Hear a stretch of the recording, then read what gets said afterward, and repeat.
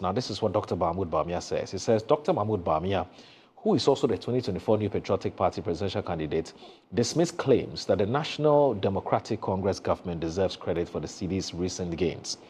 Speaking during his thank you tour in London, Dr. Bawumia challenged the NDC to point to any policy they have implemented that directly influenced the currency's recent strength.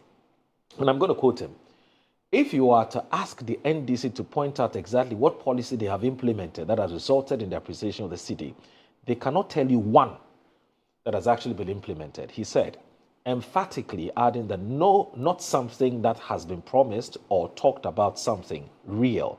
There is no such policy. Dr. Bawumia explained that the NDC administration only passed its 2025 budget in March and has yet to begin significant spending or launch initiatives that could impact the currency. They have not even issued any contract or made any payment of note. So you cannot ascribe what is happening to the cedi to any policy they've implemented, he added.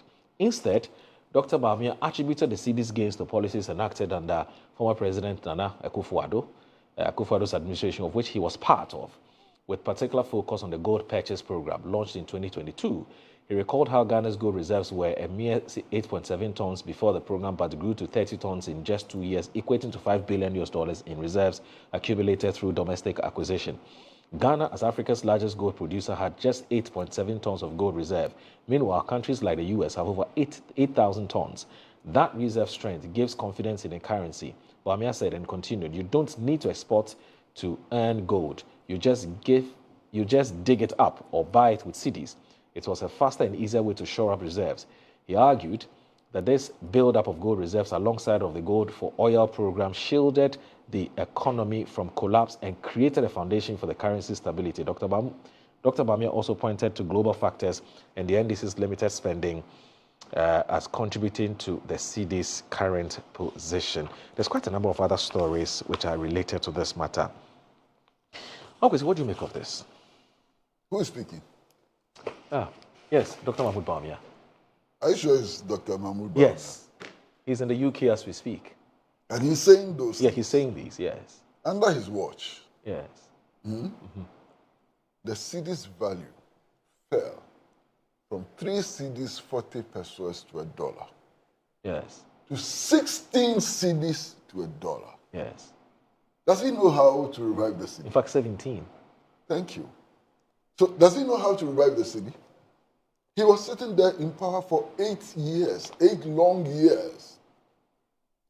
At the end of the 8 years, the value of the cedi was 17 to $1.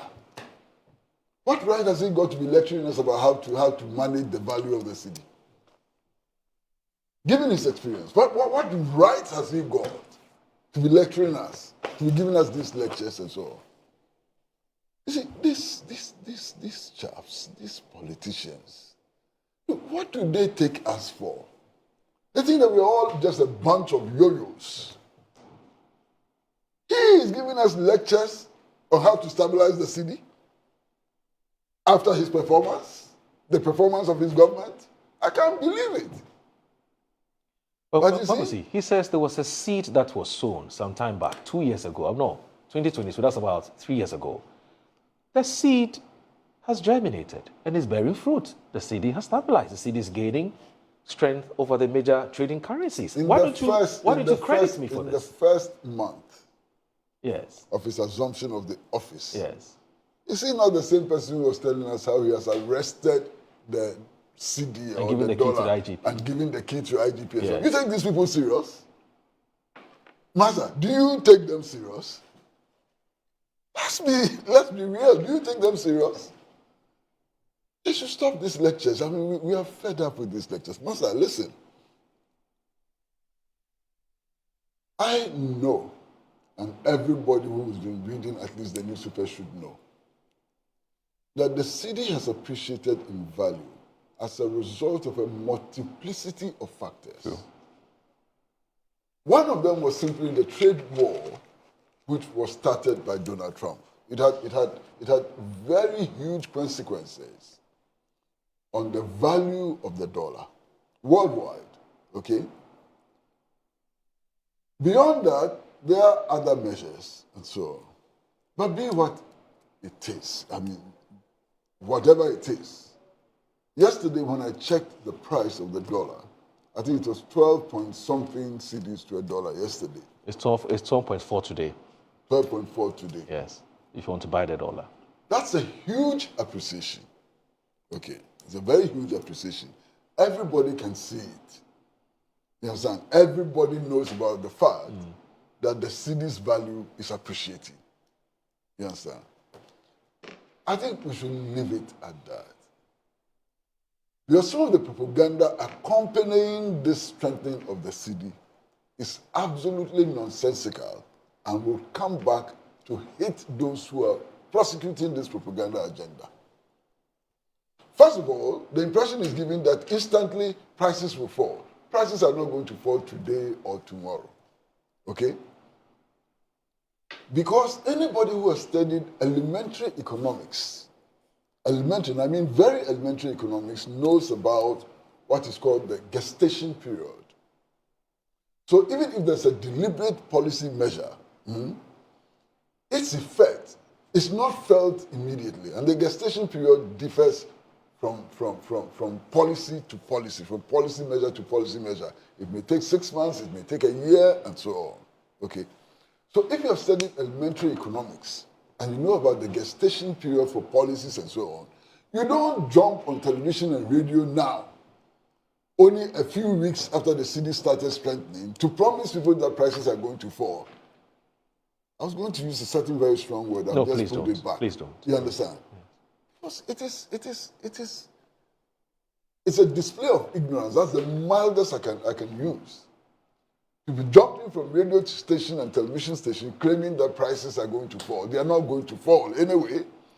And if you make these false promises, these promises which are not based on science, what you do is that you sow seeds of displeasure, disenchantment against the government.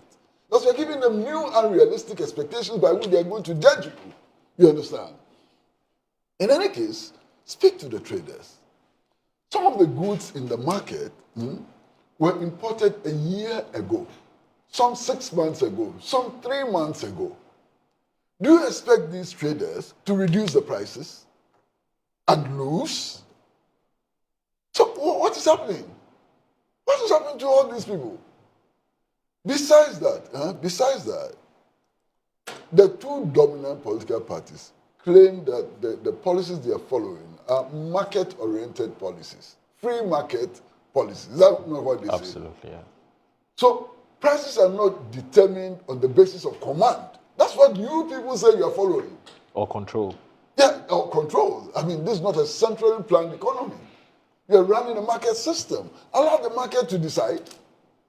Why are you jumping over all the place trying to determine prices when you say that you're running a free market system? I don't believe in the free market system. It doesn't work. It hasn't worked. Over the last 30 years, it hasn't worked. I don't believe in it. But you say you believe in it, and then you are jumping around, meeting traders association and so on, and urging them to reduce prices. Is that how prices fall? In the free market economy, is that how prices fall or rise? Hey, stop. Master, I hope that the next topic will be more edifying. Okay, that's fine.